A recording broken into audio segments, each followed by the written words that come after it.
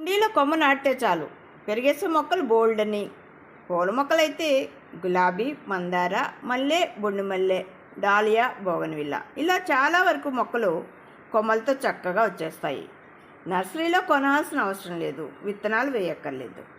కేవలం కొమ్మ నాటితే చాలు చక్కగా పెరుగుతాయి. ఇక తీగజాతి మొక్కలు, మనీ ప్లాంట్ వంటి తీగజాతి మొక్కను చిన్న కొమ్మ కత్తిరించి మట్టిలోనో లేదా నీటిలోనే పెడితే చాలు, అది కొత్త మొక్కలాగా మారిపోతుంది. స్నేక్ ప్లాంట్ కూడా అంతే. అయితే కొమ్మ నాటేటప్పుడు 4 నుంచి 6 అంగుళాల పొడవు ఉండేటట్టు చూసుకోవాలి. 2 లేదా 3 కణుపులు ఉన్న కొమ్మను ముందు ఎంపిక చేసుకోవాలి.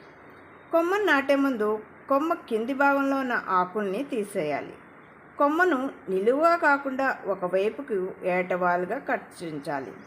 కత్తిరించిన కొమ్మను నీటిలో లేదా తేమగా ఉన్న మట్టిలో నాటి నీడగా కాంతి తగిలే చోట పెట్టాలి. మట్టి ఎప్పుడు తేమగా ఉండేలా చూసుకోవాలి. అలాగని ఎక్కువ నీరు పోయకూడదు. సాధారణంగా 10 రోజుల్లో వేర్లు రావడం మొదలవుతుంది.